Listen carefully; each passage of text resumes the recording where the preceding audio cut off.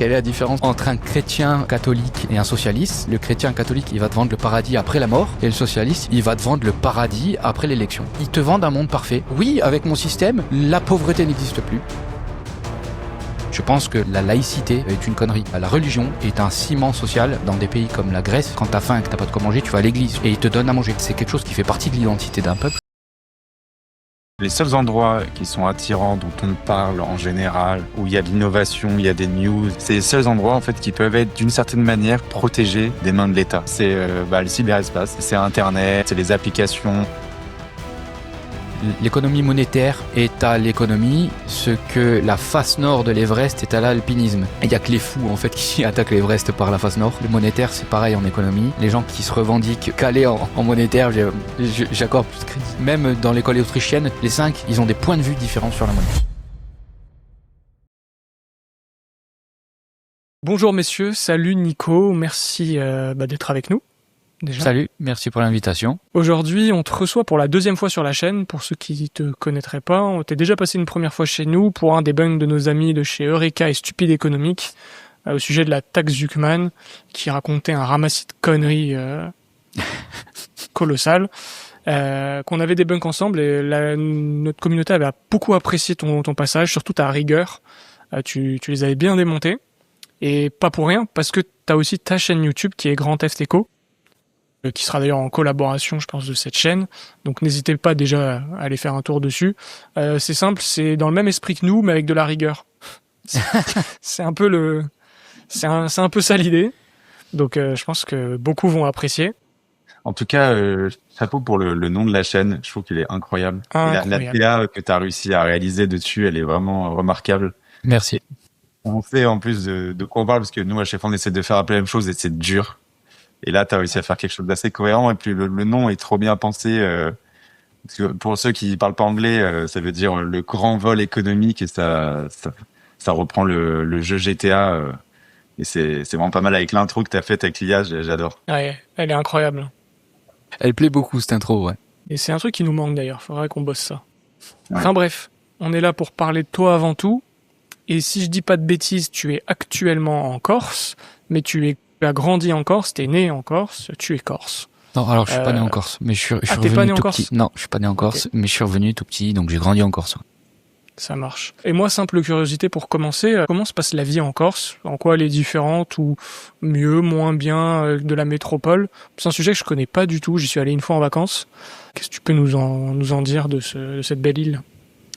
C'est effectivement très différent par plein d'aspects. Je veux dire que ce soit infrastructurel, parce que il y a un peu de retard à ce niveau-là sur la métropole, et je trouve que la métropole aussi a du retard sur le reste des autres pays, tu vois. Donc ça accentue encore un peu le gap, mais aussi culturel, même culturellement parlant, il y a un fossé énorme, sans vouloir être méchant, mais c'est comme ça, c'est le cas. On est beaucoup plus de culture latine, plus proche des Italiens, j'ai envie de dire, sur la mentalité par exemple que des Français. Le cadre de vie est exceptionnel ici. Quand je monte sur Paris par exemple, que je dois y rester plusieurs jours, une semaine pour le travail ou quoi, j'étais pris, mais rien que le fait de pas voir les étoiles le soir, tu vois, ça joue énormément.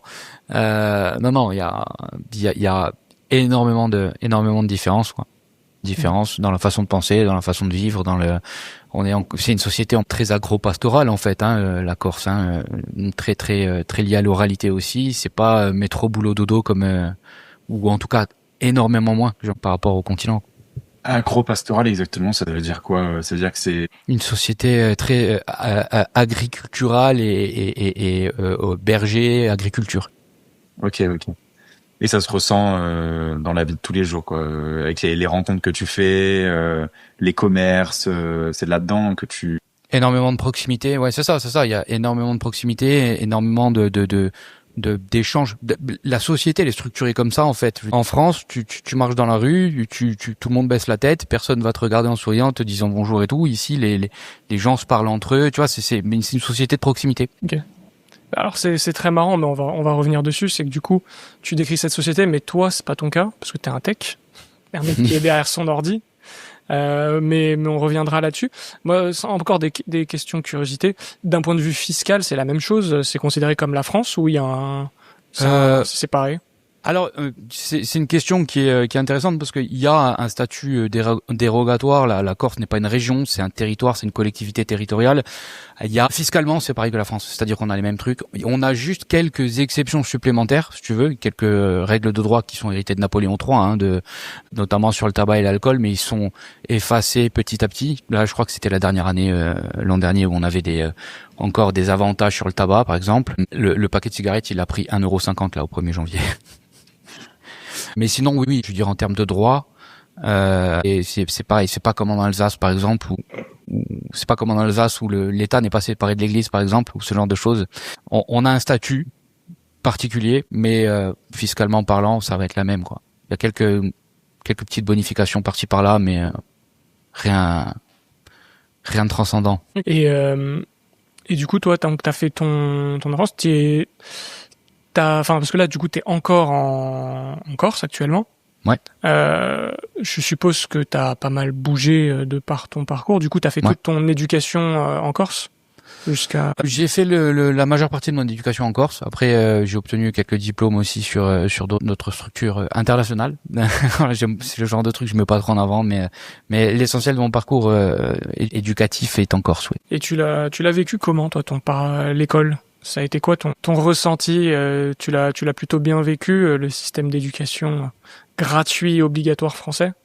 Quand tu es à l'intérieur, c'est le genre de notion. Moi, je me suis politisé entre guillemets, milieu de fac, même après fac, et j'ai pris conscience de certaines choses, même économiques, j'ai envie de dire, bien qu'ayant aussi étudié l'économie à l'université, j'ai pris des positions, j'ai eu des réalisations, si tu veux, a posteriori. Ce que Nico vient de dire sur l'école, moi perso, ça me parle énormément. Regardez son parcours. Il est CTO fondateur d'une licorne, business angel, entrepreneur dans la tech, et tout ça, il l'a construit malgré le système éducatif français, et pas du tout grâce à ce dernier. Concrètement, l'école nous apprend à être de bons salariés, à attendre les ordres, à demander la permission, et surtout à compter sur l'État pour votre retraite, votre santé, votre avenir en général. L'école nous apprend pas à créer de la valeur, à protéger ce qu'on gagne et à penser par nous-mêmes. Du coup, c'est exactement pour ça qu'on a créé Zone Franche. Tout ce que l'école aurait dû vous enseigner, mais qu'elle vous a volontairement caché. Bitcoin, entrepreneuriat, optimisation fiscale, expatriation, enfin des outils concrets pour sortir du moule et surtout un accompagnement sur mesure. Je peux pas vous en dire plus pour le moment, mais pour être tenu au courant, cliquez sur le premier lien dans la description. Et du coup, tu le vis. Du coup, je l'ai vécu comme un étudiant normal qui aime. Bon, j'étais pas trop orienté fête non plus. J'étais plutôt déjà bosseur. J'ai créé ma première boîte. J'étais en deuxième année d'université. Donc, si tu veux, je suis fier de l'université dont je suis issu. Mais je pense pas. J'ai pensé au système socialiste français qu'après. Et justement, tu nous parlais de tes premières boîtes. Ça a commencé comment et avec quoi pour toi? Ça a été quoi ton premier business et surtout est-ce que ça a réussi? Non, oui et non. Elle s'est pas crachée, mais elle a pas cartonné. Elle a vivoté, si tu veux. J'ai dû pivoter plusieurs fois. Moi, c'est intimement lié à mon parcours. Je tombe dans la programmation quand je suis tout petit. Je commence à programmer à l'âge de 8 ans. Je me mets à la 3D à l'âge de 12. Toute mon adolescence, ça a été programmation 3D. Dès le collège-lycée, en fait, je sais que j'ai envie de faire une modèle Bill Gates à l'époque. Aujourd'hui, c'est Elon Musk, mais à l'époque, Elon Musk n'était pas l'Elon Musk qu'on connaît aujourd'hui. C'était un peu Bill Gates. Le personnage que tu tends à idéologie. Comment? L'entrepreneur à succès. Exactement. À la mode, quoi. C'est ça. Et déjà, ouais, collège, lycée, je sais que je vais faire une boîte, en vivre dans la tech et faire un truc grand, tu vois. Donc, je crée ma première société autour de mes passions, qui sont la programmation, la 3D, quand je suis en deuxième année d'université, un petit peu avant mes 20 ans. Je dis toujours que je l'ai fait à 19, mais en vrai c'était quelques jours avant mes 20 ans, donc je triche un peu, tu vois. Qui était à la base dans les effets visuels, effets spéciaux, mais post-prod, pas plateau, quoi. Vraiment VFX, CGI. Je bosse sur 2 films, plusieurs moyens métrages, beaucoup de clips dans la musique, mais ça marche pas super bien non plus, tu vois. Donc je suis obligé de pivoter assez rapidement et je me retrouve dans l'engrenage à faire de la presta. Tu vois. Je me retrouve à faire pendant plusieurs années. Je vais faire de la presta et beaucoup plus en programmation et en web qu'en 3D et qu'en post-prod, quoi. On est dans quelle année à peu près? 2005, 2006, 2007, 2008, tu vois, je tends progressivement vers plus de prestat, quoi. Donc à ce moment-là, tu fais des sites web, des applications, ce genre de choses. C'est ça, exactement. 2009, je crois. 2009, j'aime bien dire, j'ai inventé Netflix. J'invente Netflix avec un ami. Netflix n'existait aux États-Unis. Personne ne connaissait Netflix ici. On a l'idée de faire une plateforme de VOD. On lève, c'est la première boîte avec laquelle on lève de l'argent. On lève. Bah, j'allais dire pas grand chose. C'est pas grand chose aujourd'hui, mais à l'époque c'était beaucoup. On a fait une première levée de 200 000 pour développer la plateforme de VOD.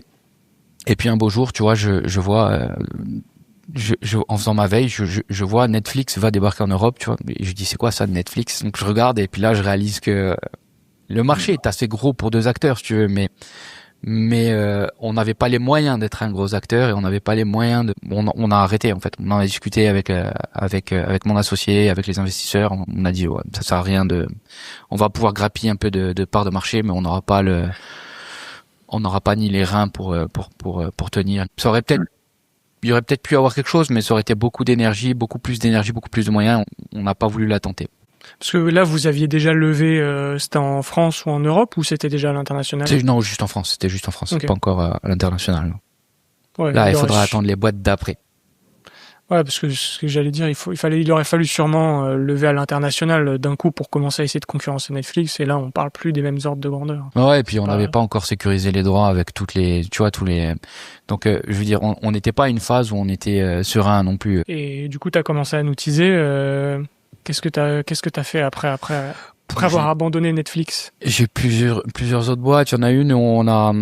Alors, c'était toujours tech, mais moins orienté soft. Bon, je suis passé côté hardware. On a avec un ami qui a inventé, pareil à l'époque, un système de sélection en pointant du doigt sur les distributeurs automatiques. On a déposé des brevets à l'international. Ce coup-ci, on a levé 1,5 million pour commencer à développer un proto de distributeur automatique. Et en fait, la boîte, c'est probablement la boîte avec laquelle j'ai le plus appris en termes de business à l'international. Cette boîte et la boîte d'après, JSmack, qui elle est devenue un putain de carton. C'est les 2 boîtes avec lesquelles j'ai vraiment le plus appris en termes de business. Mais ouais, j'ai eu énormément de désillusions. Donc au final, plein d'aléas, hein. Le projet était super. Je pense qu'on aurait pu faire pas mal de business, mais on s'est heurté à. C'est un secteur qui est verrouillé en fait, hein, la distribution automatique. Ouais, ça a pas fonctionné pour plusieurs raisons. Pas que niveau business, aussi niveau équipe, j'ai envie de dire. Et au final, on a essayé de vendre ce qu'on avait réussi à développer en 3 ans, 3-4 ans, je sais pas, je me rappelle plus. Et on n'a même pas réussi à vendre. À vendre. Ça a été le plus frustrant. Okay. Tu dis verrouiller, t'entends quoi par verrouiller? Non, on avait des brevets, on avait développé des technos, si tu veux, on avait fait de la R&D, il y avait du travail, il y avait pas rien en fait dans cette boîte, il y avait des assets à vendre qu'on aurait pu vendre à des concurrents ou tu vois, je veux dire ou à des boîtes dans le secteur et en fait bon quand t'es en position de dire j'ai plus les investisseurs remettent pas au pot, donc j'ai plus d'argent pour développer, t'es en position de faiblesse quand tu cherches à vendre. T'as un portefeuille de brevets qui te coûte littéralement un rein à entretenir parce que ça coûte très très très cher à maintenir des brevets, déjà à obtenir et ensuite à maintenir, et du coup on te laisse juste t'essouffler, tu vois, il y a aucun intérêt à t'acheter. Mais en vrai je trouve que c'est un sujet qui est intéressant à creuser parce que on va y venir hein, après, mais nous, je peux même parler en mon nom, hein, mais je me revendique de la tradition économique autrichienne et on a tendance à dire que la propriété intellectuelle c'est un scam. Je sais pas si tu partages ce point de vue, mais du coup ça fonctionne comment le système des brevets? Parce que tu dis à obtenir c'est super cher. Du coup c'est quoi, c'est en avocat que Que ça coûte une blinde, je suppose. Alors, en fait, je t'explique, je te le fais en raccourci et en grossier. Tu peux pas breveter n'importe quoi déjà. Il faut que ça réponde à plusieurs critères, tu vois. Il faut que quelqu'un du métier, par exemple, ne puisse pas que ce soit quelque chose qui ne puisse pas être logique et directement faisable par quelqu'un du métier. Il faut vraiment que tu aies inventé un truc qui sorte des sentiers battus, tu vois. Il faut que ce soit un truc qui soit complètement original. Et du coup, tu vas déposer une demande sur des claims très précis, tu vois. Et cette demande-là, tu passes par un avocat qui va te les rédiger parce qu'il a les codes pour les rédiger. Ça va te coûter déjà une blinde, rien que là. Ensuite, tu déposes ça à l'office des brevets et c'est pareil, hein, tu es obligé de le déposer dans plusieurs pays. Parce que tu déposes en France, tu ne verrouilles que le marché français. Et là, l'administration va se mettre à travailler. Ça va durer des mois, des années même. Hein. C'est-à-dire que tu as des gens, des fonctionnaires qui vont chercher un peu partout dans tous les brevets si ton truc il ressemble pas à d'autres brevets, tu vois. Et comme souvent ils comprennent pas forcément la technologie à laquelle ils ont affaire, des fois ils te sortent un brevet de derrière les fagots en te disant votre truc ça ressemble beaucoup à ce brevet là, tu vois. Donc t'es obligé de dire non, ça ressemble pas du tout, ça a rien à voir, tu vois. Ou alors des fois il y a peut-être une mauvaise interprétation qui peut être faite et ça ressemble effectivement un peu. T'es obligé de changer une virgule, tu vois. Donc tu vas changer une virgule, ça va te coûter encore un bras en avocat pour qu'il change la virgule et puis qu'il redépose. Et puis ça repart. Tu vois. Et ça, cette procédure-là, tu peux mettre genre 10 ans à obtenir ton brevet. Par contre, une fois que tu l'as obtenu, ça court à partir de la date à laquelle tu as fait le dépôt. Mais pendant 10 ans, tu vas continuer de payer sans même être sûr qu'il te sera délivré. Et ouais, ça doit coûter, ça devait nous coûter ça dépend des années, si on devait faire beaucoup de rectifications ou pas, mais entre 80 et 120 000 euros par an. Ah, vache! Pourquoi le faire? Parce que t'aurais pu aussi démarrer et ne pas avoir de brevet, mais tu voulais jouer au jeu ou au final c'est un jeu qui... Non, alors c'est une valeur forte que tu sécurises. C'est une valeur forte que tu sécurises, c'est-à-dire c'est pour ça déjà. Aujourd'hui, si tu veux, je conseille des entrepreneurs. Et il y en a plein qui me demandent est-ce que tu penses que il faudrait que je brevette ça, il faudrait que je brevette son DJ. Je dis ça, oublie. Ne brevette pas, ça sert à rien. En fait. Il y a des trucs que tu peux breveter parce que tu sais que derrière tu vas pouvoir. Ça aussi, c'est une grande leçon que j'ai prise. On s'est rendu compte que quand le brevet il a été accepté aux États-Unis, on était les rois du pétrole, on pouvait dire c'est bon, cette technologie-là, il y a que nous qui avons le droit de l'utiliser aux États-Unis. On se rend compte qu'il y a un concurrent qui l'utilise aux États-Unis, qui viole notre brevet aux États-Unis. Tout de suite, on va voir notre avocat. C'est pas un tocard en plus. Hein. Il a été élu 3 années d'affilée meilleur cabinet d'avocats en propriété intellectuelle et inscrit au barreau de Paris, New York et Munich. Hein. Tu vois, un truc international. Hein. On va le voir, on lui dit, ils volent notre brevet. Ils violent notre brevet. On veut les attaquer. Et là, il nous regarde et il nous dit, cache. Il dit, vous voulez pas les attaquer.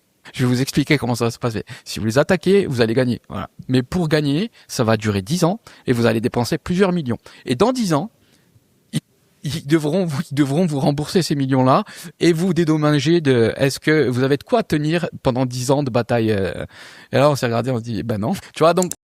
Eh oui, on a une autre activité.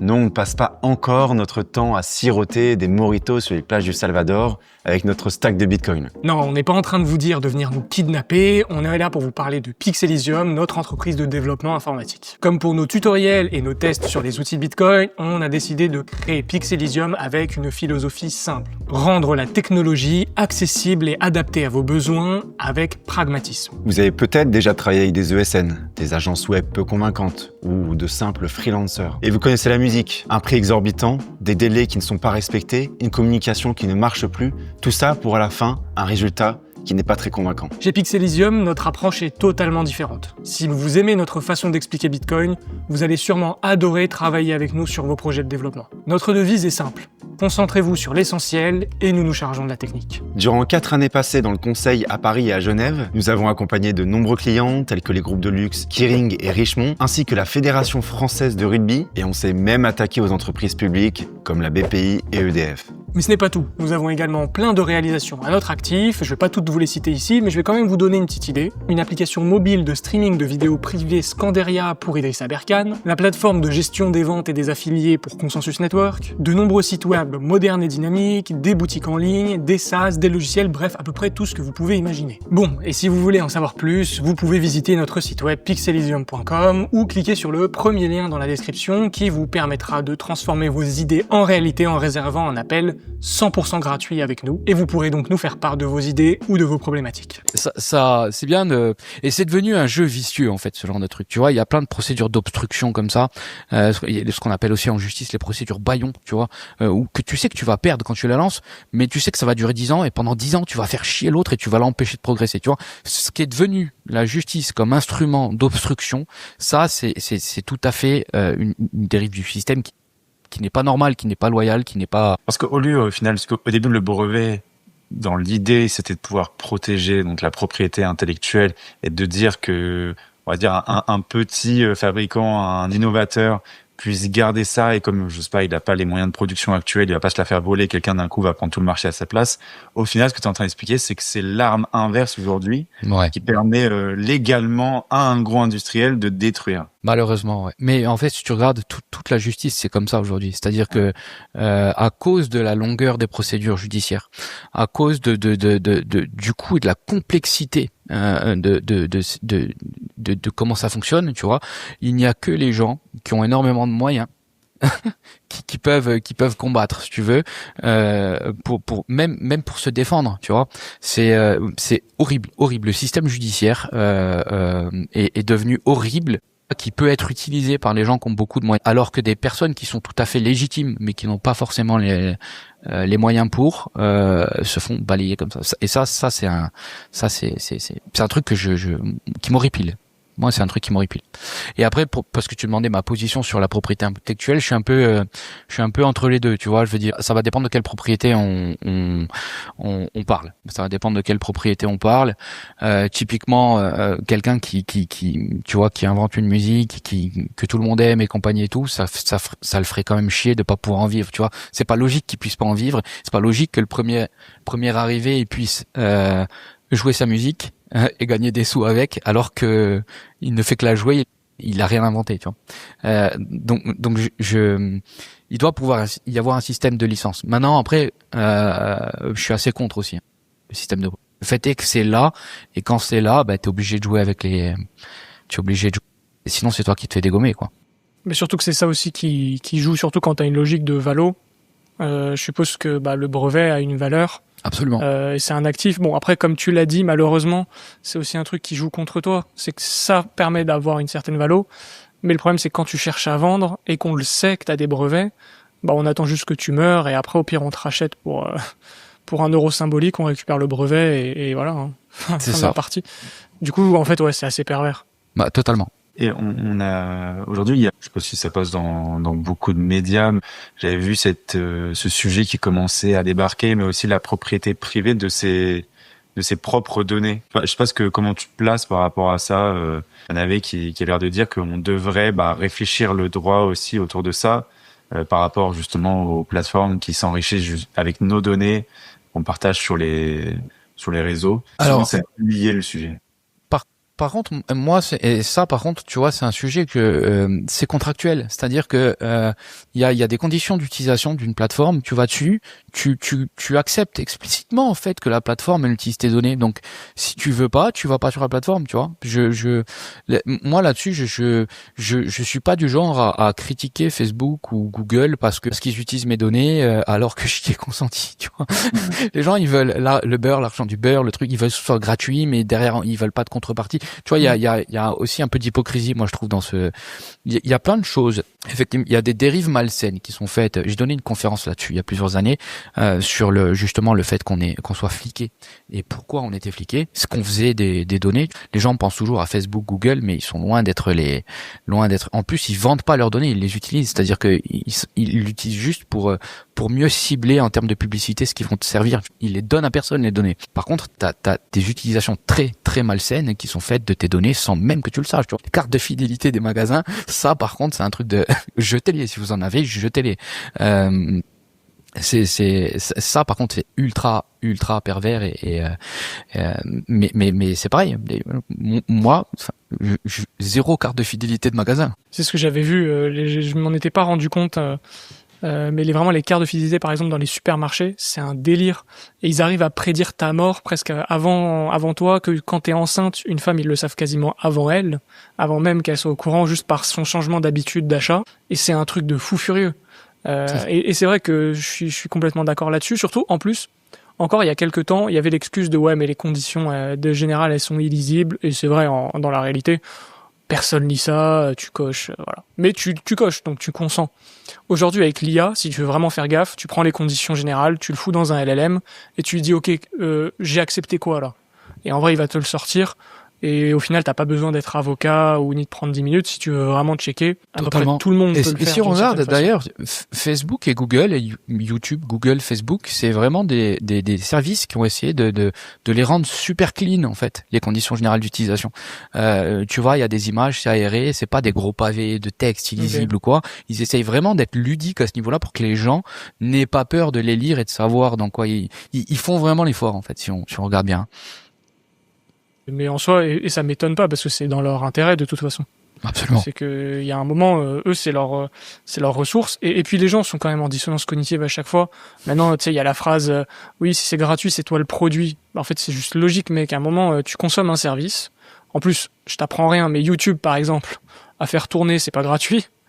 Bah ouais, faut bien payer quelque part. Il y a bien une source de revenus derrière et les gens s'étonnent. Bah non. Je trouve, en fait, c'est ça aussi qui fait la qualité du service, la qualité de l'algorithme de recommandation. Enfin, tout est lié en fait. Totalement. Les gens veulent le beurre et l'argent du beurre. C'est ça. Et du coup là, on s'est arrêté à ton avant-dernière boîte, enfin plus ou moins. Là, ensuite, il y en a eu une, et pas des moindres, Jelly Smack. Quel est cet ovni? Parce que jusque-là, du coup, on est d'accord que t'entreprenais qu'en France. Même si le dernier avait une dimension internationale. La boîte était totalement française. Ok. Et simple curiosité, du coup, t'as quand même entrepris pendant une période assez longue. T'as senti qu'il y a eu une différence au fil du temps quand il s'agit d'entreprendre? Est-ce que c'est plus facile, moins facile? Vu que toi t'entreprends un peu plus longtemps que nous on a l'impression que c'est un peu l'enfer. Ça l'a peut-être pas toujours été. Alors c'est du point de vue administratif, c'est pareil si tu veux. Ça s'est même un peu simplifié, mais faut pas se fier juste à ça. Faut regarder. Il faut regarder tout le reste. C'est tout ce qui est conjoncturel après qui va rendre les choses compliquées, et typiquement tout ce qui va être investissement derrière ensuite, investissement mais aussi partenariat. Et en fait tu remarques effectivement il y a des entre guillemets saisons, tu vois, qui durent plus qu'un an, hein, où le temps, tu vois, et ça s'associe au bull run et au bear market et compagnie et tout, tu vois, je veux dire, t'as des périodes où tout est cool pour l'investissement, pour lever des capitaux, pour aller chercher des clients, pour que les gens consomment, tu vois. Et tu as des périodes où il fait vraiment pas bon, tu vois. Et la France, c'est un des pays qui arrive à l'exploit d'avoir une mauvaise météo entrepreneuriale et consommatrice quand tous les autres pays du monde ont une belle météo, tu vois. C'est ce qui se passe en ce moment, tu vois, depuis quelques années, et c'est drastiquement lié à la politique économique et fiscale du pays, ouais. Et plus ça va, effectivement, plus c'est difficile, ouais. Plus c'est difficile. Tu as des périodes comme ça. Avec Jelly Smack, on a traversé, on l'a connu la période de fast où je vais pas dire que c'est jamais facile, tu vois, mais où c'était un peu plus facile quand même de lever des capitaux. Et on s'est pris aussi un peu la tempête de la période où, et là ça a été mondial, hein, 2020 Facebook, même Google, tout le monde a énormément shorté sa masse salariale. Ça a été un peu, et là ça repart un peu dans les autres pays si tu veux, mais pas en France. En France tout le monde se barre parce que la politique fiscale devient de pire en pire. Pire que la politique fiscale actuelle, c'est l'horizon lointain qu'on laisse présager. Tu vois, parce que quand tu es entrepreneur, tu penses pas juste à le climat fiscal du jour, tu penses à ce qui va venir dans plusieurs années. Et quand t'entends des candidats potentiels, des futurs présidents potentiels, tu vois, qui te disent moi je taxerai les riches, même ceux qui se seront barrés, je vais les taxer à l'étranger, je viendrai les chercher et je ferai un truc rétroactif d'il y a 10 ans, tu vois, jusqu'à il y a 10 ans. Les gens qui comptent devenir des gros entrepreneurs pensent forcément à ça, tu vois. Il y en a qui, moi j'ai des amis qui se sont barrés, mais j'ai des amis qui se sont barrés. J'en connais qui se sont barrés et j'en connais qui essayent de dégager la nationalité française. C'est-à-dire qu'ils ont la chance d'avoir une autre nationalité, ils annoncer la nationalité française pour être tranquille avec ça. Et avant de replonger sur Jelly Smack, c'est vrai que c'est un sujet, même c'est une question des fois qu'on se pose de temps en temps. C'est vrai que la nationalité française, alors elle est super sympa parce que le passeport français t'ouvre tous les pays du monde, mais c'est vrai que ça peut vite devenir à double tranchant, où derrière en fait tu finis en prison, enfin pas en prison, c'est une espèce de prison même à l'étranger qui peut s'avérer être violente. Et ce que tu disais tout à l'heure, le climat fiscal, moi il y a aussi un truc que je constate, c'est qu'en fait on commence à devenir un pays de plus en plus pauvre. Et c'est qu'en fait, entreprendre en France, de plus en plus un marché de pauvres. Les gens n'ont plus forcément d'argent, les entreprises galèrent. Donc en fait, c'est dur. Même au-delà du fait que quand t'arrives à gagner quelque chose, à la fin il te reste pas grand-chose, faut déjà le gagner. Et absolument. Ça, j'ai le sentiment que c'est de plus en plus compliqué. Et que dans des pays en forte croissance, où les marges des entreprises sont plus élevées et les résultats sont meilleurs, forcément entreprendre c'est moins compliqué. Totalement.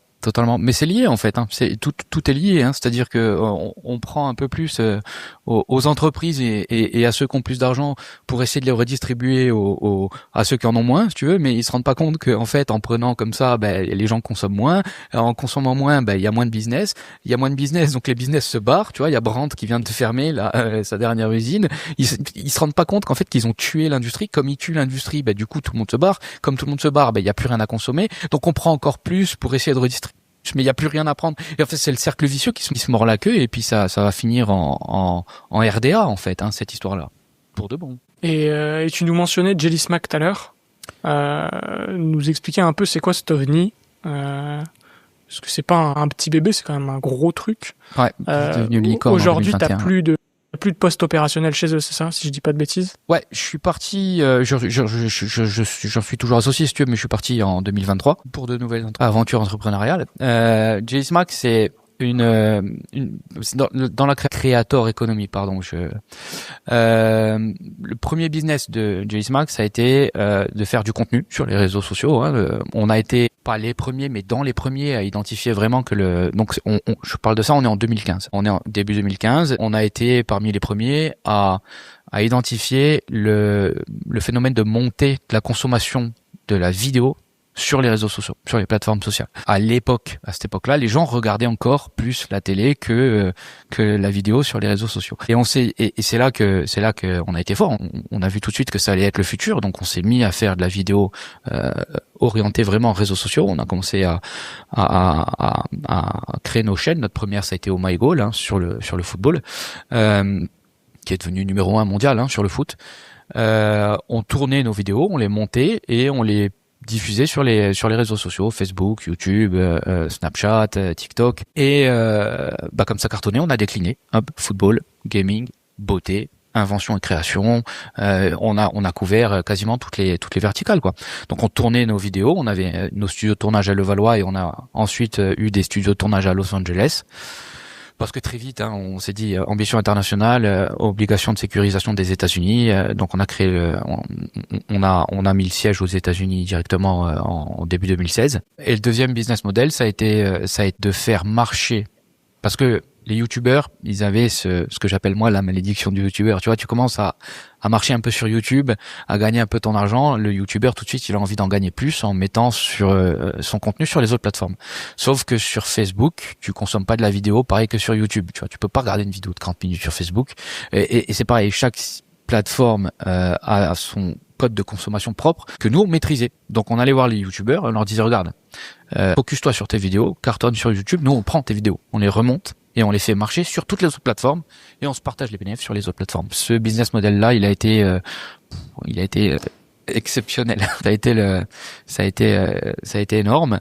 Et c'est comme ça qu'on s'est mis à travailler avec des youtubeurs. Bon, on est des youtubeurs de toute taille, hein, mais on travaillait notamment avec MrBeast et PewDiePie, quoi, qui sont les deux plus gros youtubeurs du monde. Et toutes les vidéos qui n'étaient pas sur YouTube étaient passées par nous. Ok. Et du coup, t'as dit ça a commencé en 2015. 2021, vous êtes devenu une licorne, je suppose. Je crois que c'était un investissement de SoftBank. SoftBank, ouais, tout à fait. C'était ça?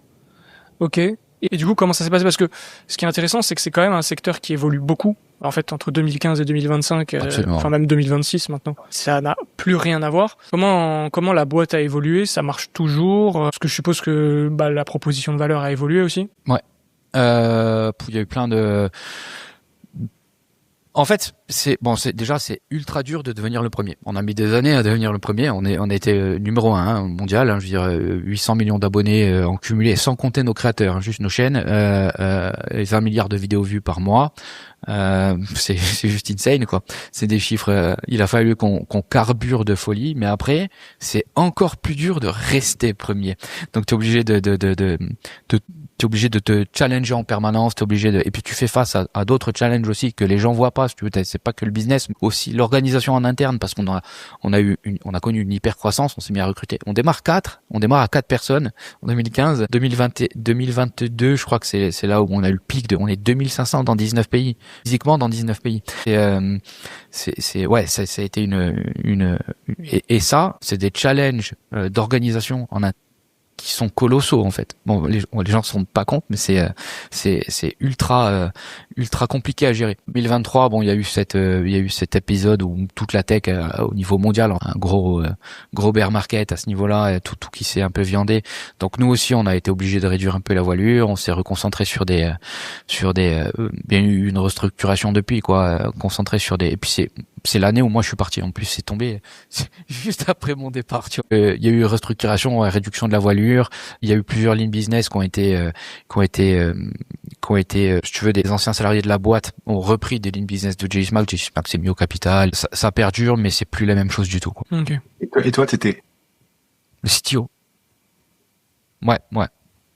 Le Chief Technology Officer, c'est la personne c'est l'associé qui s'occupe de toute la technologie. Parce que vous aviez quoi comme technologie pour une boîte comme ça? En fait, c'est l'essentiel de notre succès. On se rend pas compte, mais il y avait que Netflix et nous qui mettions autant de technologie derrière nos vidéos. C'est-à-dire que je te la fais courte, mais enfin, j'essaye de te la faire courte, mais chronologiquement, si tu veux, une des premières choses qu'on essaye de savoir, c'est ce qui plaît aux gens dans nos vidéos et ce qui leur plaît pas. Tu vois, donc tout de suite, on fait des algos qui récupèrent toutes les statistiques de toutes les vidéos, mais aussi tous les commentaires laissés par les gens. Donc obligé de faire tourner des modèles d'IA dessus. On a fait de l'IA maison qui battait l'état de l'art, c'est-à-dire sur le fait de réussir à comprendre de quoi parler un commentaire, de quoi parler la vidéo, quel sujet, etc. Là-dessus, on a cravaché. Très vite, on a réussi à bien comprendre ce que les gens aimaient, ce que les gens n'aimaient pas. Ça nous permettait de réajuster le tir et de proposer d'avoir une meilleure proposition de contenu vidéo. Et un jour, t'as Robin, mon associé, qui vient me voir, qui me dit, mais Nico, on est super con en fait. Au lieu de faire ça sur nos vidéos, on devrait faire ça sur toutes les vidéos du monde. Il m'a dit, Nico, je veux que tu scannes tout Internet, tu vois. Je lui ai dit, on peut pas scanner tout Internet. Je lui ai dit, par contre, on peut commencer par YouTube. Tu vois. Donc, on a fait plusieurs jobs qui découvraient des chaînes YouTube, qui le mettaient en base, qui monitoraient pour chaque chaîne YouTube, toutes les vidéos, le nombre de likes, le nombre de dislikes, jusqu'à ce qu'il les supprime. Avant, on pouvait voir le nombre de dislikes, le nombre de commentaires, les commentaires eux-mêmes, et tout ça à une fréquence, ça dépendait de la taille de la chaîne. C'était la plus haute fréquence, c'était toutes les 10 minutes, la plus basse fréquence, c'était une fois par jour. Et comme ça, on est arrivé à monitorer, plus de 10 millions de chaînes YouTube quotidiennement et en quasi temps réel pour certaines. Donc on avait une vue monumentale sur toutes les trends, dans toutes les verticales, ce que les gens voulaient voir, ce que les gens ne voulaient pas voir. On a été capable de dire, j'aime bien ressortir cet exemple à chaque fois, mais on était capable de dire que là, maintenant, dans les prochains jours, les gens voulaient voir une vidéo de Ronaldo sous l'angle sarcastique, etc. Tu vois, on avait ce niveau de précision pour n'importe quelle verticale. C'était devenu un trésor de guerre. Tu vois, JSmack, c'est ça demande des ressources en tech monumentalissimes. C'est simple, l'équipe tech, je commence moi tout seul en fait, et je suis mon équipe tech, mon département tech, il est monté jusqu'à 275 ingénieurs. C'est énorme. Vous étiez devenu le Palantir de la vidéo. C'est un peu ça, ouais. Ok, intéressant. Ouais. Quand est-ce que tu passes sur Micode? Quand tu passes sur Underscore? Quand il veut. Hein. Ouais, c'est vrai que tu ferais un très bon candidat. Je pense qu'il y aurait de quoi se régaler. Parce que c'est clairement dans ces thématiques en plus. Sa dernière Ok, vidéo est du géniale coup- en plus, hein, sur la corruption des fonctionnaires. Ouais, bah on a fait 2 vidéos dessus, Ouais, j'ai vu. par-dessus qu'on a empilé, parce que c'est exceptionnel. Même sa vidéo juste avant sur GM+, elle est, alors elle est incroyable mais terrorisante surtout. Je sais pas si tu l'as vue. Non, je l'ai pas vu, celle-là. Tu dois peut-être la connaître, c'est l'histoire de GM+, tu sais l'ancien leader mondial des cartes à puce français. Ouais, ouais. Je connais l'histoire je connais cette histoire-là, mais je sais pas comment il l'a, je sais pas, mais je la regarderai, ça marche. Je la regarderai. Il l'a bien raconté en fait. Et en fait, si on si on est complotiste, on a l'impression que Micode essaie de transmettre des idées libertariennes, mais mais comme ça par télékinésie aux gens sans vouloir le dire, parce qu'en fait, il fait que taper sur l'État dans ses dernières vidéos sans le vouloir. Mais très sincèrement, je veux dire, c'est la logique pure en fait, le libertarianisme. Quand tu réfléchis un petit peu, tu vois, je veux dire, en termes de liberté, ce que tu devrais pouvoir avoir le droit de faire ou quoi. En fait, tout le monde devrait être de base, devrait être libertarien. Je veux dire, quand il y a un tant soit peu honnête et moral, libertarianisme. Moi, c'est pas parce que je suis libertarien, c'est pas par idéologie ou quoi. C'est parce que je cherche la morale et l'honnêteté en fait. Et comment tu le définirais, toi, justement? C'est intéressant d'avoir la définition de chacun, le libertarianisme. C'est quoi, en tout cas, toi, ta philosophie? Parce que c'est peut-être pas le libertarianisme en général. Juste pour rajouter aussi l'explication que tu viens de faire, je suis sûr qu'un socialiste pourrait dire la même. Non, mais c'est logique et c'est moral de, Mais de faire. Et Marx le disait, c'est scientifique. je prends en débat n'importe quel socialiste et je lui démontre que il n'est pas moral et que je le suis. Et moi, j'accepte je débat volontiers, tu vois, je veux dire, mais prouvez-le-moi, tu vois, prouvez-le-moi. Et puis, je vais pas venir avec une morale à 2 balles, je vais venir avec Kant. Et du coup, toi, c'est quoi comment tu l'as décrit, comment tu l'expliques à... Moi, j'aime bien la résumer en une phrase super simple. C'est 2 personnes qui sont adultes et consentantes et qui se sont mis d'accord entre elles, devraient pouvoir faire tout ce qu'elles veulent tant qu'elles sont d'accord entre elles et qu'elles font pas chier une tierce partie qui a rien demandé. C'est-à-dire qu'à partir du moment où 2 personnes se sont mis d'accord et qu'elles font chier personne d'autre, c'est-à-dire que tu vas pas détruire les biens de quelqu'un d'autre ou que tu vas pas menacer quelqu'un d'autre ou quoi, qui n'a rien demandé, c'est ça le libéralisme, c'est la liberté le consentement et le foutage de la paix à ceux qui ont rien demandé en fait. Tu n'agresses pas les autres et tu te mets d'accord avec les gens pour faire ce que vous voulez. Et comment on fait pour les inégalités, du coup, et la pauvreté? Tu vois, c'est dire qu'il faut prendre de force aux autres pour pouvoir aider son prochain, c'est prendre le parti de dire que l'humanité dans son entièreté n'a pas envie d'aider son prochain, ce qui est éminemment faux, tu vois, je veux dire, la charité, l'humanisme, l'entraide n'ont pas attendu la naissance du socialisme, tu vois, c'est des bobards de personnes malhonnêtes. C'est marrant, ça me fait penser à une discussion que j'ai eue l'autre jour avec une amie. Où j'en suis arrivé à la même conclusion par rapport au féminisme. Au final, je me dis, le féminisme, c'est basé quand même sur quelque chose qui est horrible, c'est de se dire, les hommes, de toute manière, prennent un malin plaisir en permanence à vouloir détruire les femmes. En gros, leur délire, c'est tu vas battre ta femme, tu vas lui prendre tout ce qu'elle a et tu vas la réduire en esclavage pour qu'en gros, elle nourrisse tes gosses et que le soir, tu t'en occupes. Genre, c'est pour eux, au final, un homme heureux, c'est un homme qui a ce train de vie.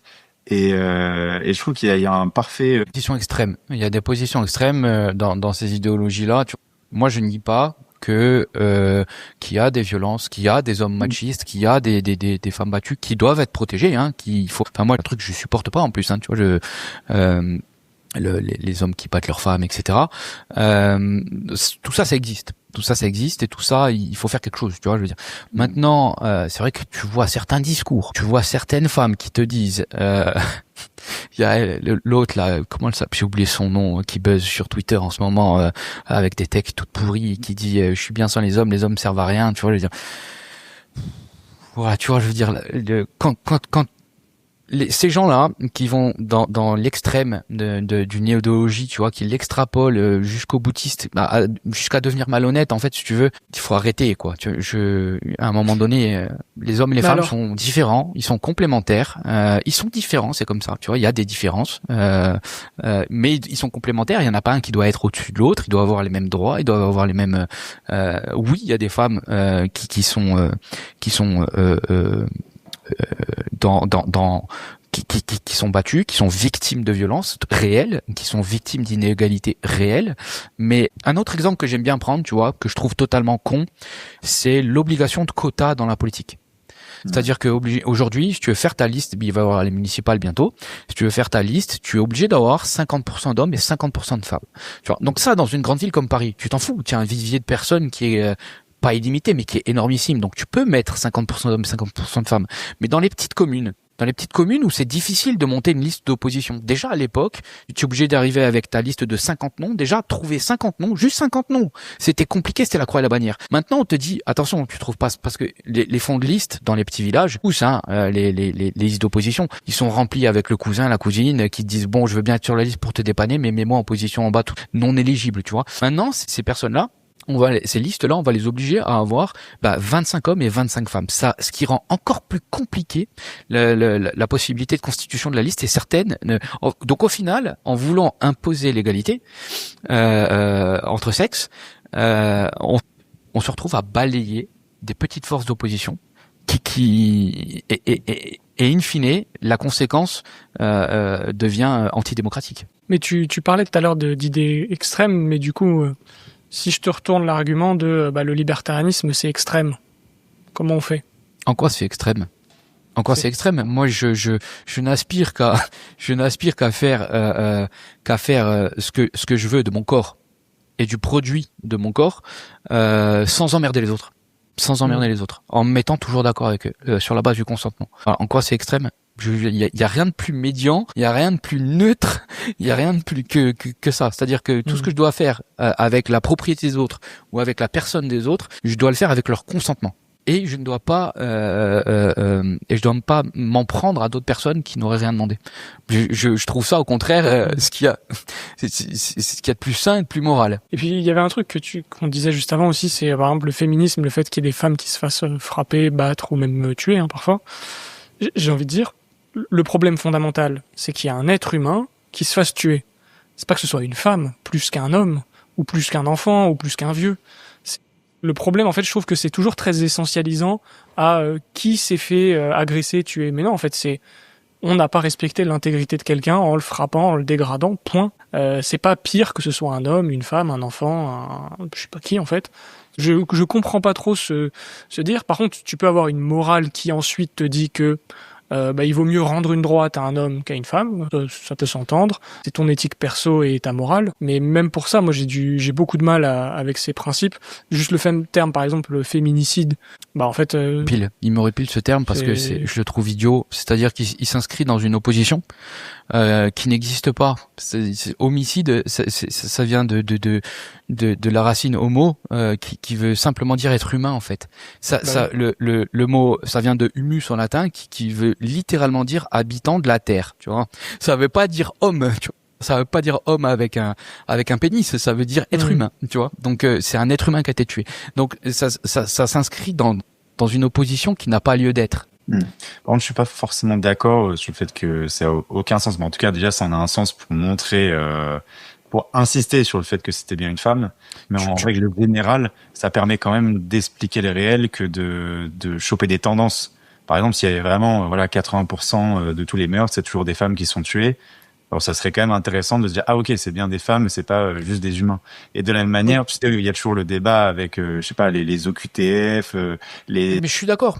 Tu peux faire des catégories. Tu peux dire et d'ailleurs ça doit être fait. C'est-à-dire que si à un moment donné où on se retrouve avec un déséquilibre, tu vois, je veux dire en disant putain mais il y a 10 fois plus de femmes qui sont tuées que d'hommes, tu dois absolument mettre le doigt dessus en disant attends, point de vigilance, il y a un problème en fait. Mais complètement d'accord.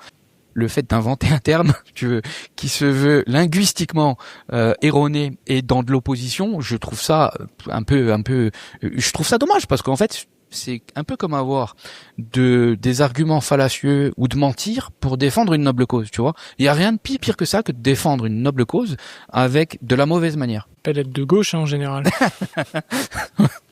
Ça se résume assez facilement. C'est ça. Et du coup, pour savoir toi comment ça a cheminé, t'as intégré ces concepts. En fait, est-ce que t'as toujours été de ton expérience, en tout cas j'ai l'impression que ça a été le cas. Tu me corriges si je me trompe, mais t'as en fait toujours été libéral sans forcément l'intellectualiser.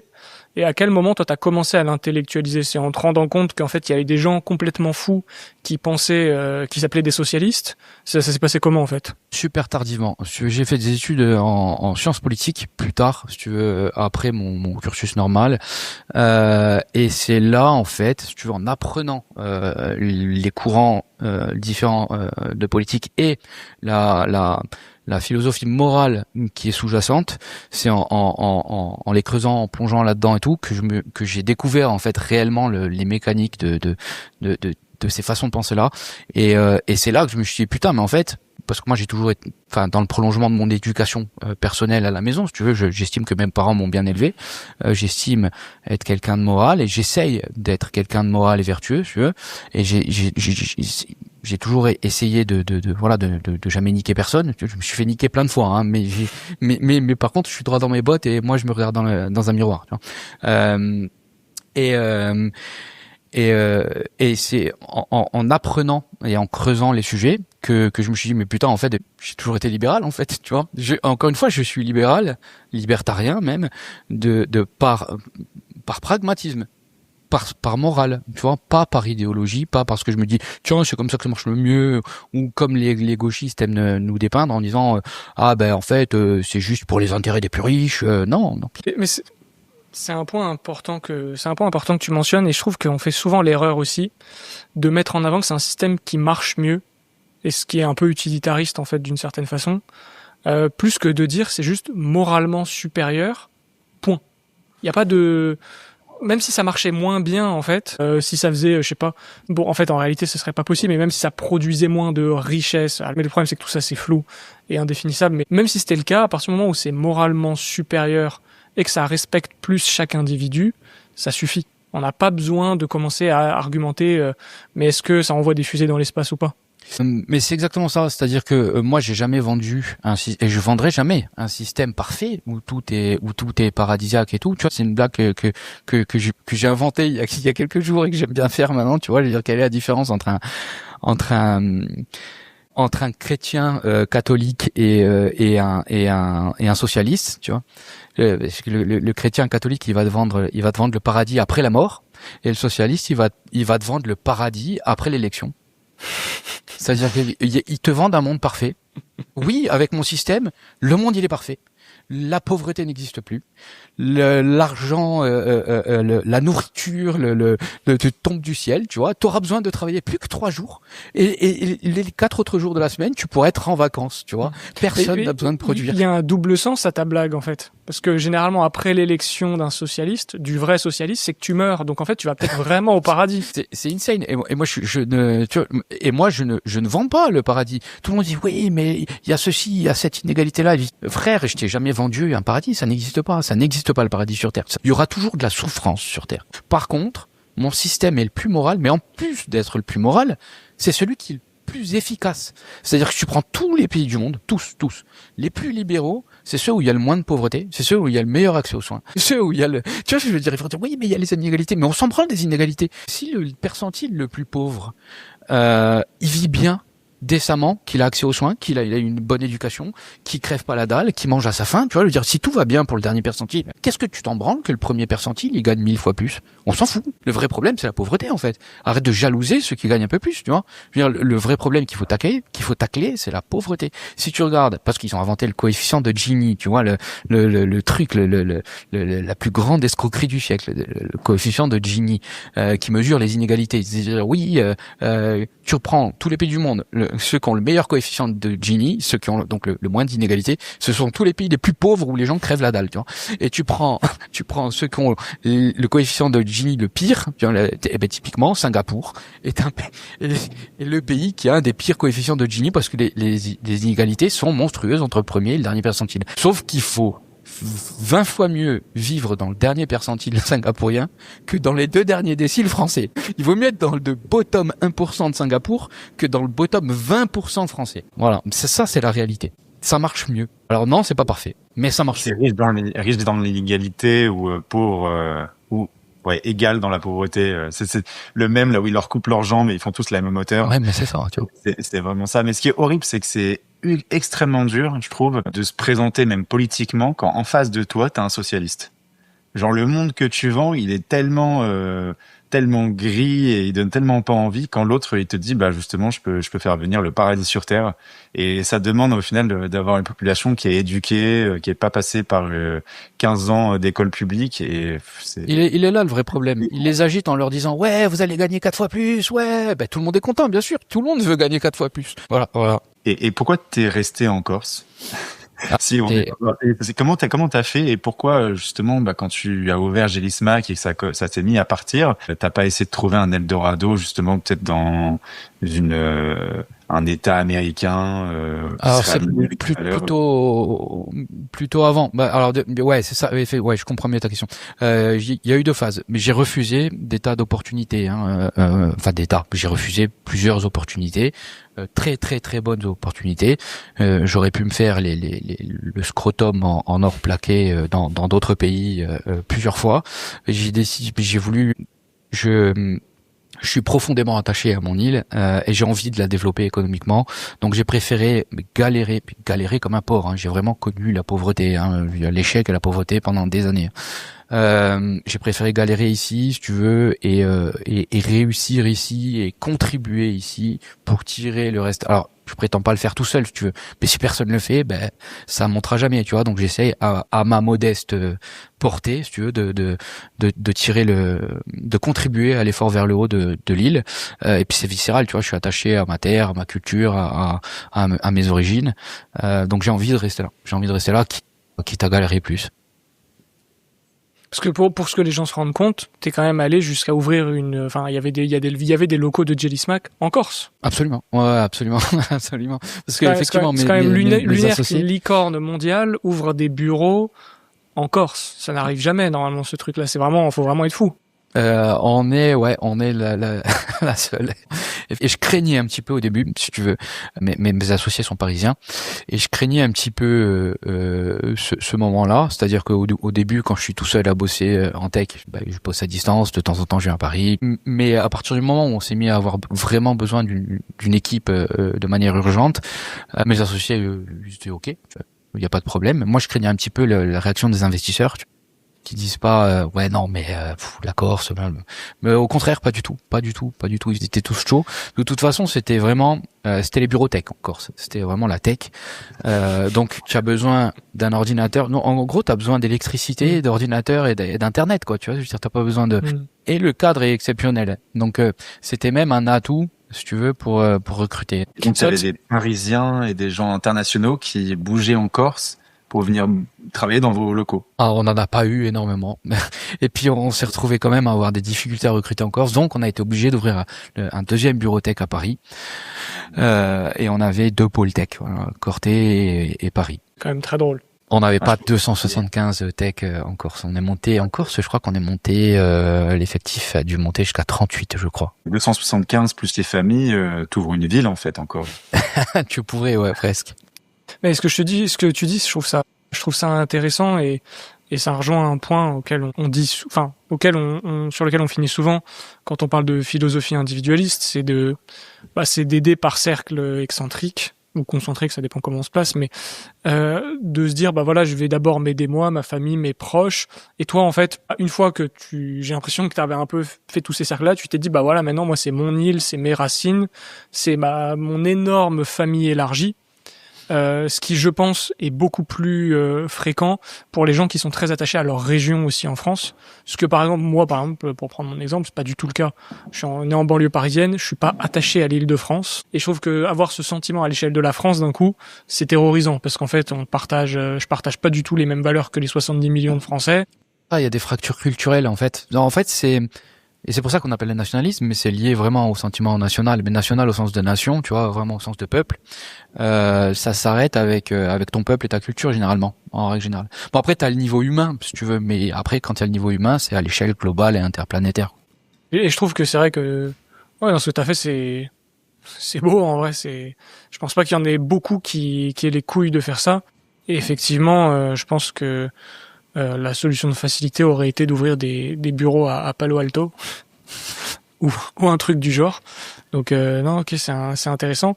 Et Et tu nous disais tout à l'heure, donc toi, que t'as intellectualisé, on va dire, assez tard le libertarianisme, mais je crois que tu t'es quand même, t'as pas fait semblant de l'intellectualiser, t'as quand même bien étudié le sujet pour vérifier Ah, je l'ai assez si poncé, ouais. c'était cohérent, ouais. Déjà, je l'ai étudié, hein, dans le cadre d'un master, hein. Mais j'ai poncé, ouais, j'ai pas mal lu, Quand tu dis que tu tout l'as lu. étudié, c'est-à-dire que parce qu'on entend souvent dire aussi que en études post-bac, parce que c'était en France le master? Non. Ah, ok. Parce que j'étais en train de me dire, dans quel master de France on t'enseigne Rothbard, Hoppe et Hayek? Par contre, j'ai pas énormément vu Rothbard, Hoppe et Hayek. Un petit peu, hein, ça a été évoqué, pas en cours en tout cas, hein, un peu, mais pas autant qu'un Bentham ou qu'un Aristote. Ok. Ouais, non, en France, c'est clair. En France, dans ce genre d'études, tu devras. Mais c'était pareil. Hein. Je pense que ça doit être les mêmes en France. Hein. Je veux dire, tu vas voir surtout du Bentham, du Mill, Locke, Nozick, et ça s'arrête à Nozick pour Okay. l'aspect libertarien, je pense. Ok. Et en ce qui concerne, nous, on a quand même un sujet. Alors, c'était notre sujet de base sur la chaîne, là, ce qu'on s'appelle How to Bitcoin, mais des fois, on a tendance à l'oublier.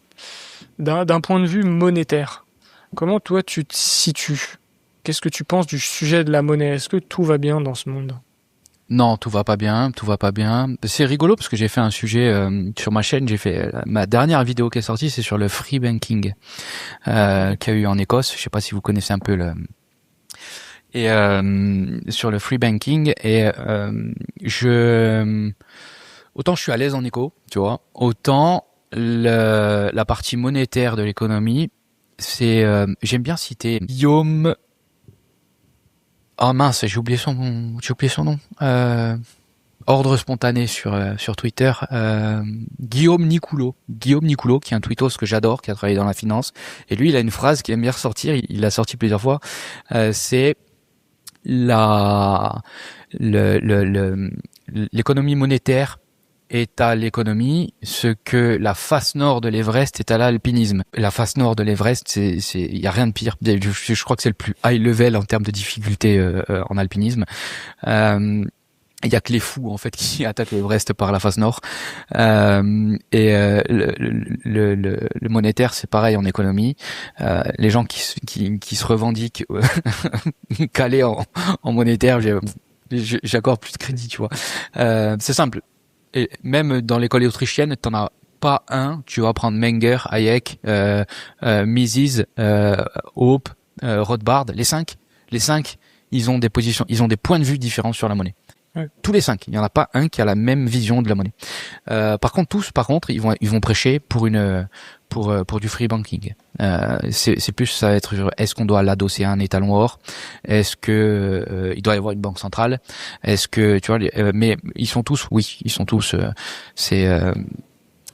du free banking. Ils sont tous relativement contre les banques centrales, à part Friedman, mais pour moi c'est un socialiste. Friedman, c'est Chicago. Ouais, c'est pour ça. C'est carrément des monétaristes, hein. Je pense que c'est la seule forme d'interventionnisme qu'ils acceptent, en fait, l'interventionnisme monétaire. Qui est peut-être la pire.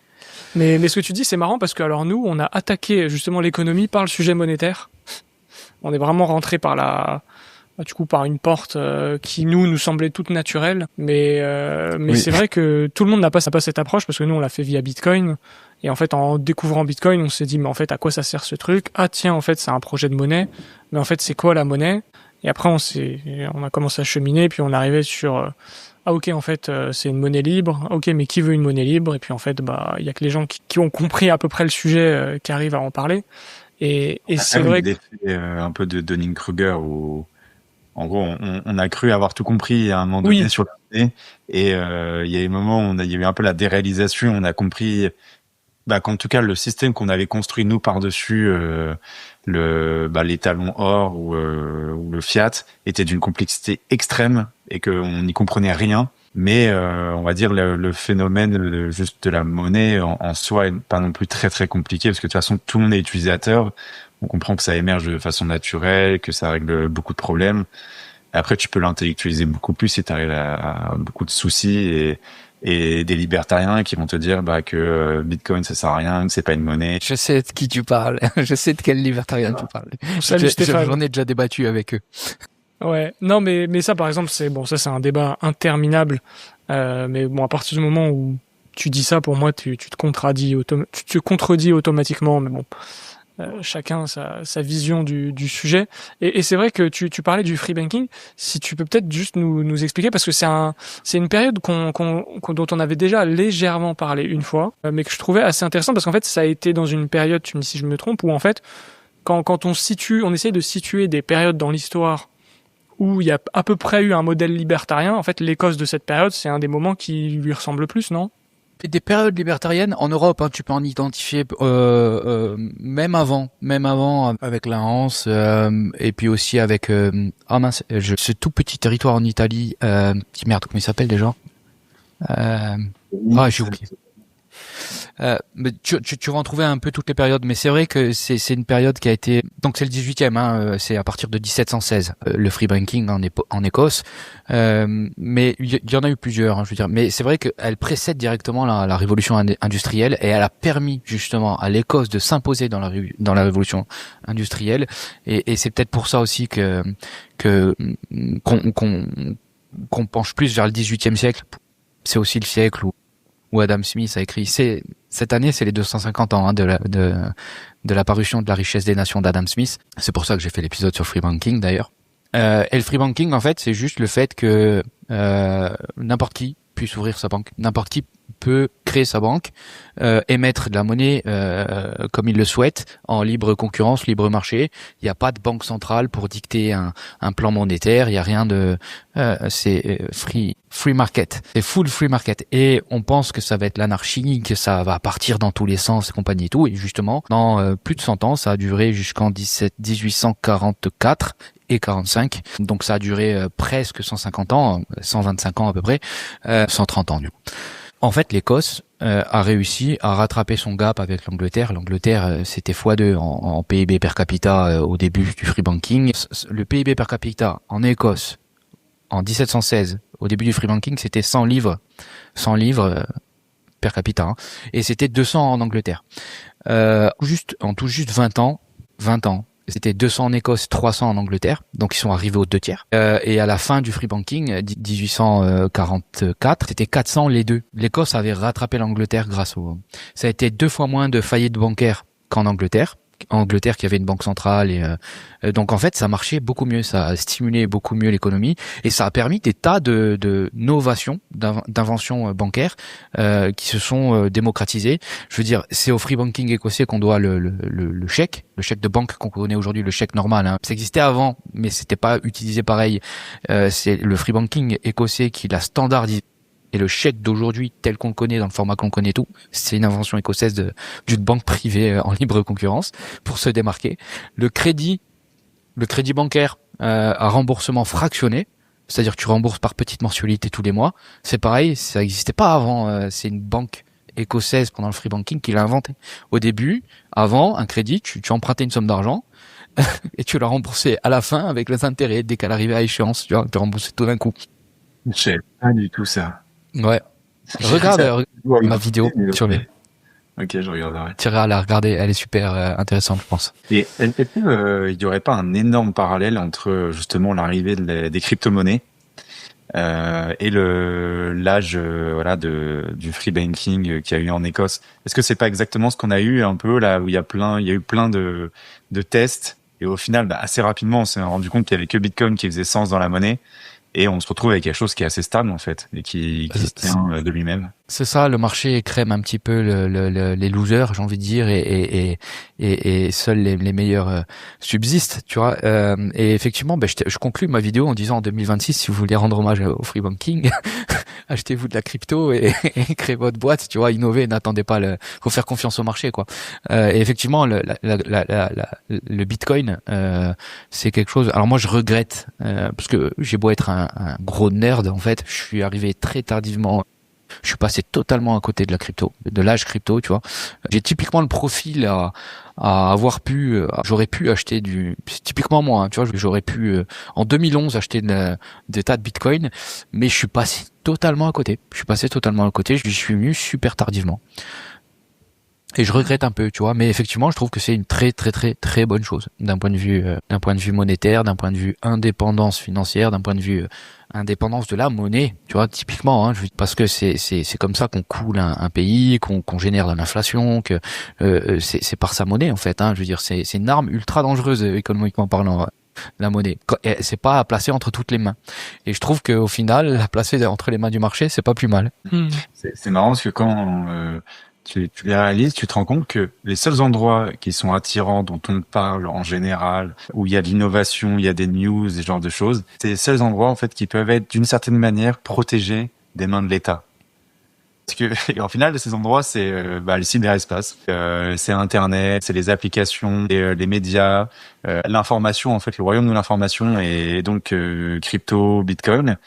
Et dans le reste, au final, maintenant, c'est tellement nécrosé par le que on a l'impression qu'on est juste dans l'ère de l'information et qu'on ne doit que avoir ça. Mais j'ai l'impression qu'il y a quand même un aspect où les gens essaient juste de se développer là où il y a de la place. Et comme l'État prend tellement de place ailleurs, on va là où il reste un peu de liberté. Totalement.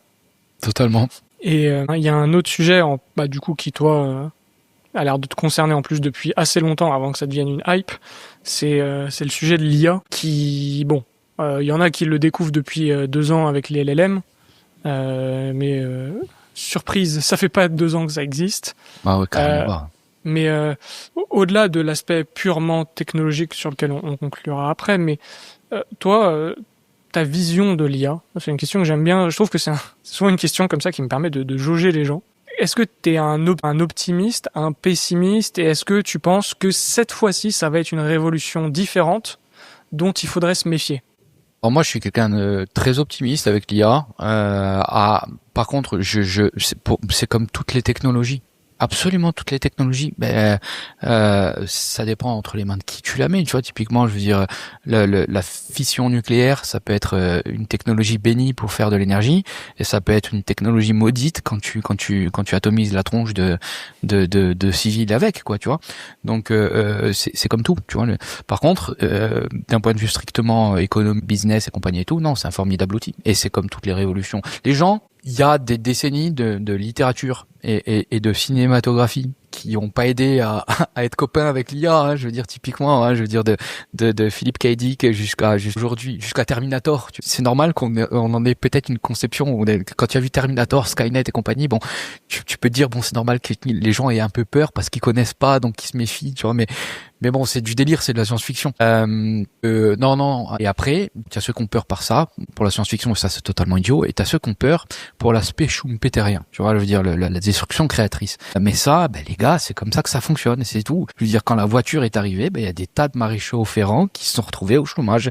Quand le smartphone est arrivé, t'as des dizaines, des centaines d'autres métiers qui ont été recyclés, et ça marche comme ça avec chaque innovation. Et l'IA, c'en est une aussi. Moi, je vois ça comme un outil de productivité, c'est tout. C'est qu'il faut utiliser et avec lequel on doit faire levier pour son business totalement. Ouais.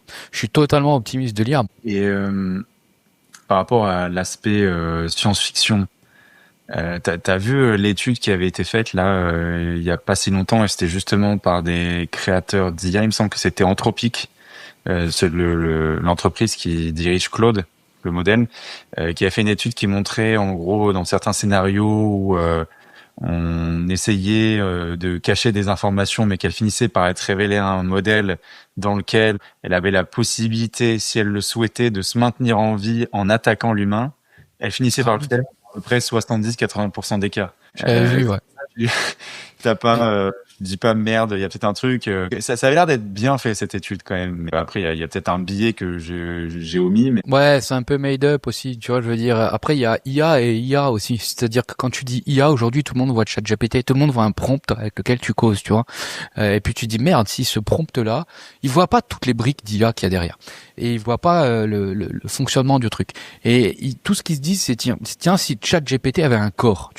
Est-ce que ce serait Terminator? Est-ce qu'il me flinguerait? Mais avant d'arriver à ChatGPT et à avoir un corps, alors tiens, des humanoïdes aujourd'hui, hein, des robots humanoïdes, mais c'est pareil. Putain, quand tu sais comment c'est câblé, quand tu sais comment ça marche, il Il n'y a pas vraiment de raison d'avoir peur. Les seuls cas de figure qui seraient légitimes sur lesquels se poser la question, ce genre-là, hein, je suis pas dans le parce que là le scénario que tu as dépeint, c'est Skynet et c'est il s'appelle IA, je crois. C'est Avec merde, comment il s'appelle l'acteur le black qui a giflé Will Smith. Will Smith, avec Will Smith. Voilà, tu vois, je veux dire, c'est intelligence artificielle qui s'appelle ce film que j'aime bien. iRobot. Voilà, pardon, iRobot. IA, c'est celui de Spielberg. Oui, parce que le seul scénario où ça serait légitime d'avoir peur de l'IA en situation réelle, c'est quelle décision il va prendre en fait quand il va piloter ta voiture et que pour éviter un accident, il va devoir renverser quelqu'un ou alors tuer ceux qui sont à bord. Tu vois, ça c'est des cas de figure logiques et légitimes sur lesquels tu devrais te poser des questions. C'est-à-dire que voilà, si vraiment à un instant T ta bagnole en pilote automatique par l'IA, là que deux choix possibles, ça va être soit tuer les gens qui sont dans l'habitacle pour sauver une personne qui est dehors, soit tuer la personne qui est dehors pour sauver les gens qui sont dans l'habitacle. Mais là, j'ai envie de dire, de la même manière, tu pourrais légitimement questionner un humain. Tu vois, qu'est-ce qu'il va faire l'humain ? Il va faire le choix un peu selfish, tu vois. Il va penser à lui qui est dans l'habitacle, à son gosse qui est probablement sur le siège arrière, et il va pas hésiter à shooter une personne qui est sur le bord de la rue pour sauver son gosse qui est à l'arrière. Et je dis pourquoi ce niveau de questionnement dans le but d'interdire, on l'aurait vis-à-vis de l'IA et pas vis-à-vis des humains. Tu vois, je pense qu'on se crée des vrais faux problèmes avec l'IA pour essayer soit de s'auto-rassurer, soit au contraire de faire peur aux gens pour justifier plus de législation. Parce que qu'est-ce qui s'est passé en Europe, il y a l'AI Act qui est entré en vigueur et qui a littéralement plombé l'investissement dans l'industrie de l'IA et qui va mécaniquement empêcher je sais pas comment Mistral va continuer de pouvoir se développer en France, tu vois, mais ça voilà, on rentre non, pour moi, tout ça, c'est des vrais faux problèmes, tu vois. Quand tu sais comment ça marche, comment c'est câblé, comment ça fonctionne, comment c'est mis en place, moi, j'ai pas peur d'un scénario à la Skynet, quoi. Pour moi, le truc qui ferait vraiment peur, c'est si ça tombe aux mains de l'État, hein, comme d'hab. Mais totalement, parce que eux, ils vont vous le faire à la chinoise, ils vont mettre des caméras partout avec des modèles d'IA derrière qui, à chaque fois que vous allez marcher dans la rue, va vous reconnaître. Ah, il est passé là, tu vois, il a fait ci, il a fait ça. T'as déclaré que t'avais pas assez pour payer des impôts, mais pourtant tu viens de t'acheter tel truc au coin de la rue. Ça va aller super loin, ces histoires-là. Parce que moi, j'ai juste une comparaison à des moments qui fait aucun sens. Mais par exemple, on s'était mis, et on le fait encore, à développer tout ce qui est virus, bactéries. Et on sait maintenant quand même bien jouer avec ce type de choses. Peut-être en plus la crise de rhume qu'on a eue, c'était sûrement sorti d'un laboratoire. Est-ce que on peut pas avoir un peu les mêmes inquiétudes avec l'IA où en gros, voilà, il y a un moment. Après, est-ce que c'est vraiment la loi qui va aider là-dessus? C'est pas sûr. Mais on a réglementé ce sujet. On dit voilà, on n'a pas le droit de l'utiliser normalement en guerre. Peut-être qu'il y a des États qui vont le faire en cachette, mais on peut quand même s'interroger sur le fait que ça puisse devenir dangereux.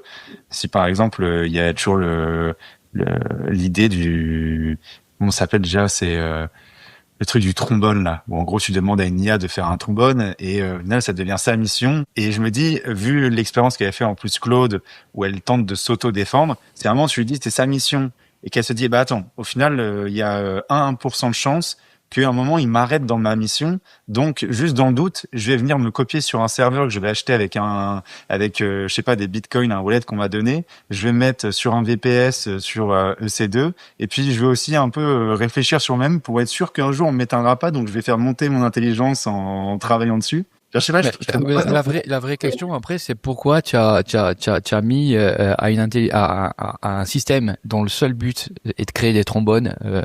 Pourquoi tu lui as mis la possibilité de toi, je veux dire, c'est pour ça que je dis quand tu sais comment ça marche, comment c'est fait, comment c'est imbriqué, c'est totalement con, tu vois. Je veux dire, c'est comme tu sais, c'est sur les bancs de montage automobile, t'as les bras articulés qui viennent, qui peignent, qui soudent les parties du châssis, etc. et tout.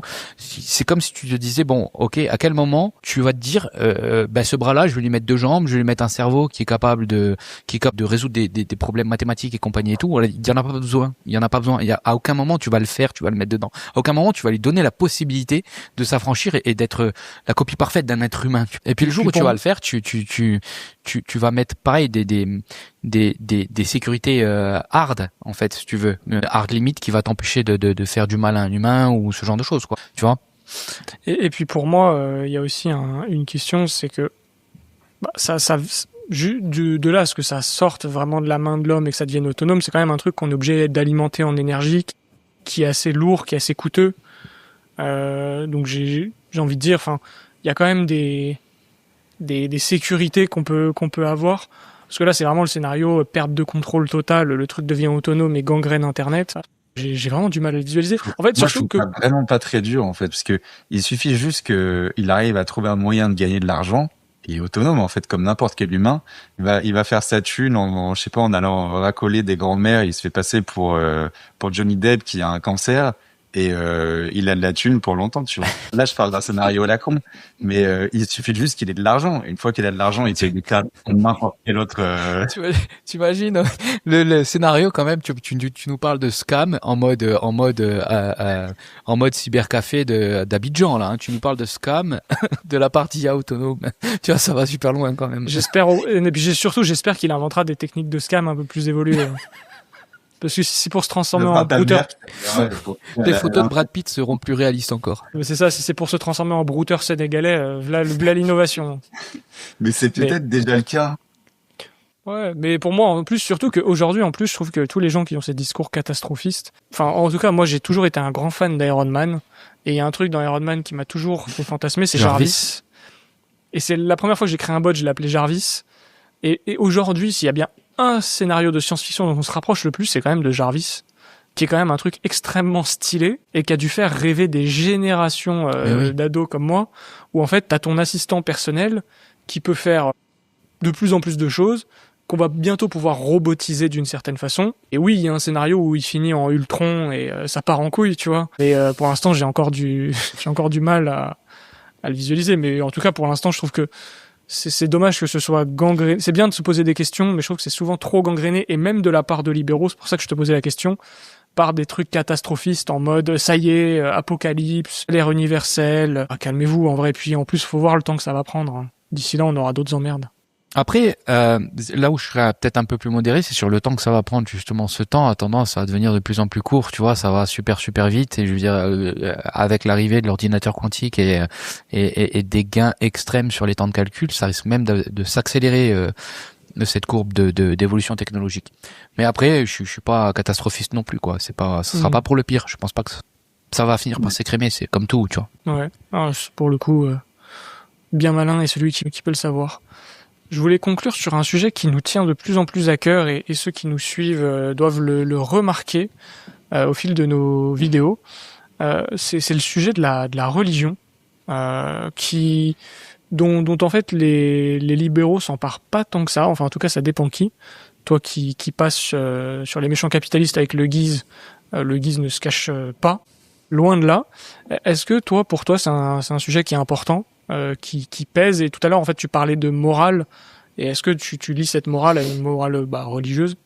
Alors, en bon libéral, je te dirais que la religion, c'est une affaire privée. Tu vois, je veux dire que n'importe qui devrait pouvoir avoir le culte qu'il veut, tant qu'il fait pas chier une tierce personne qui n'a rien demandé avec. Donc je suis contre toute forme de prosélytisme, ou en tout cas, c'est-à-dire que tu peux parler, mais si quelqu'un te dit bon, vas-y, arrête de me parler de ta religion, je m'en branle, tu vois, tu t'arrêtes, tu vois. Donc je suis un peu contre le prosélytisme. À titre personnel, moi je suis bouddhiste, je m'en cache pas, si tu veux.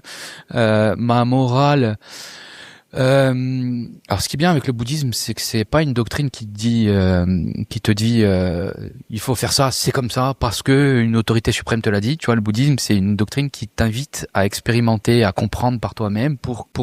Bouddha, il te dit voilà, je t'explique, ça marche comme ça, mais ne me crois pas sur parole. expérimente-le et comprends-le toi-même, s'il te plaît, parce qu'il y a que comme ça que tu pourras level up et te délivrer, et pas autrement. C'est pas moi qui vais te délivrer, tu vois. C'est vraiment typiquement la religion qui te dit, vas-y, comprends les choses par toi-même et expérimente-les par toi-même. Et ça, j'adore. Et il y a du coup, de facto, il y a une morale dans le bouddhisme. Toutes les morales plus ou moins religieuses généralement s'équivalent et on retrouve plus ou moins les mêmes choses, tu vois, au moins le ne pas tuer, ne pas voler, tu vois. Donc c'est des morales qui restent saines parce qu'elles sont logiques. Mais moi après ma morale, et elle colle parfaitement à la morale bouddhique aussi si tu veux, mais ma morale supérieure et mon repère de morale, c'est les travaux de Kant, tu vois. Pour moi Kant c'est la quadrature du cercle, il est arrivé, il a terminé le game sur la morale Kant.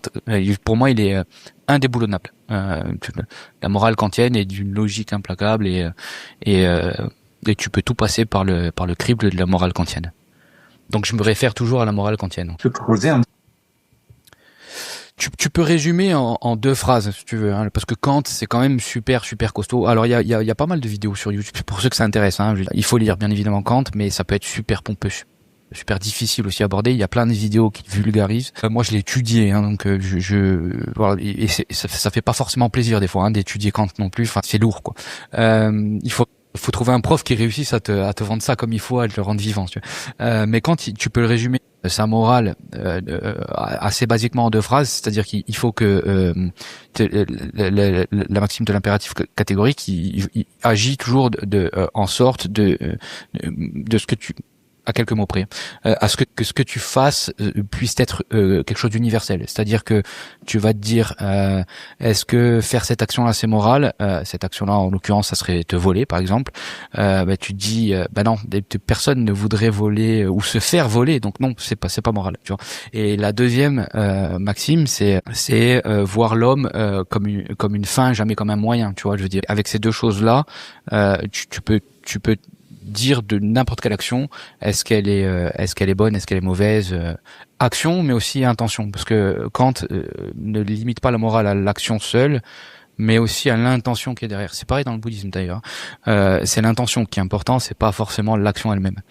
Tu peux faire une action qui peut être morale vue de l'extérieur, mais tu peux le faire de manière immorale. Ok. Ouais, je j'ai un mauvais avis sur Kant.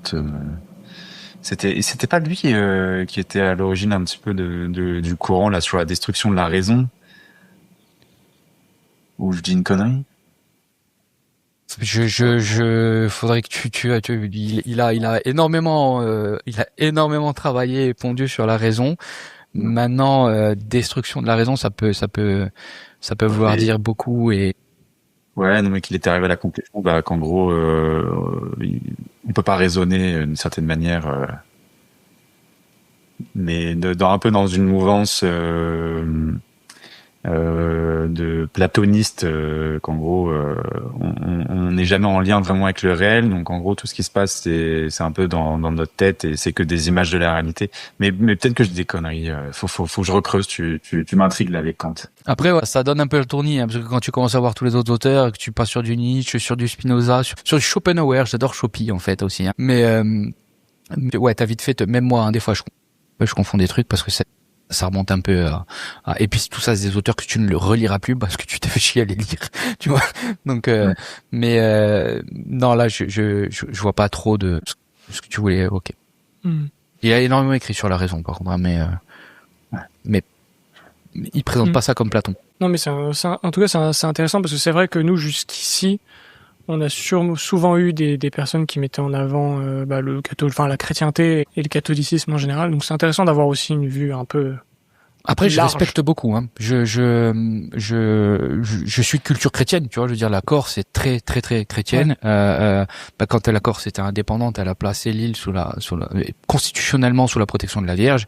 Notre hymne est un Dio vi salvi regina, ce qui littéralement God save the Queen. Hein, mais sauf que la Queen, c'est pas la Queen, c'est la reine du ciel. Hein, c'est Marie. C'est la sainte patronne. J'ai été élevé dans la culture chrétienne et je respecte énormément la culture chrétienne. Je pense même, j'ai un avis assez tranché qui choque parfois beaucoup. Je pense que la laïcité est une connerie, tu vois. Pour avoir voyagé et vu des pays non laïques, je pense que la religion est un ciment social qui aide une société à se structurer, si tu veux. Dans des pays comme la Grèce, il n'y a pas les secours populaires, ou quand t'as faim et que t'as pas de quoi manger, tu vas à l'église, tu vois, et ils te donnent à manger. C'est quelque chose qui structure la société et qui fait partie de l'identité d'un peuple, je trouve. Tu vois. Et je pense que la laïcité, ou en tout cas le jusqu'au boutisme dans la laïcité, tu vois, n'importe qui devrait pouvoir pratiquer le culte qu'il veut. Mais je pense que une religion d'État, tu vois, ou officielle, ou qu'on arrête de leur faire la chasse à l'excès comme on le fait aujourd'hui, ça ferait pas de mal. Ça ne serait pas lié en plus avec le sujet qu'on avait au tout départ, qui était que justement les socialistes veulent faire venir le paradis sur terre. Un peu en lien avec ça, que du coup ils veulent faire descendre un peu le sacré, l'intemporel. Remplacer la religion par l'État, ouais, c'est ça. Ouais. Bah c'est un peu ça, c'est que pour moi la laïcité c'est un prétexte pour remplacer les religions et pas pour que chacun puisse exercer son culte. Et en fait on l'observe empiriquement, hein. Les pays laïcs comme la France, c'est un désastre. Absolument. Aujourd'hui, il n'y a pas une personne qui appartient à une des religions qui sera content en France en fait. Tout le monde trouve ça à chier. Et il y a plein de pays, que ce soit des pays chrétiens, où chacun peut exercer sa religion comme il le veut, et sans que c'est pas parce qu'il y a écrit que c'est un pays catholique que tu n'as pas le droit d'exercer ta religion. Voilà, il faut qu'il y ait une liberté de culte. Voilà, c'est ça. C'est juste ça, mais ça, malheureusement en France, on l'a perdu. Bah écoute, on va conclure. Merci beaucoup. En vrai, avec plaisir. J'ai appris plein de choses, des petits points que je vais garder, que je vais creuser personnellement. Si vous qui nous écoutez, c'est également le cas, n'hésitez pas à nous poser des questions dans les commentaires. Ça ira de répondre à tout si vous voulez creuser les sujets. Ce qui tombe bien, c'est que si vous voulez en creuser certains, y a ta chaîne, Grand Test Echo, Grand Test Echo, difficile à prononcer, pour te suivre, notamment la vidéo sur l'Écosse que je vais aller me faire juste après, qui m'a l'air assez sympa. Et puis comme d'habitude, hein, de liker, de vous abonner si ce n'est pas fait. Et puis on vous dit à une prochaine, peut-être pour un debunk d'ailleurs. Avec plaisir. À l'occasion. Merci beaucoup.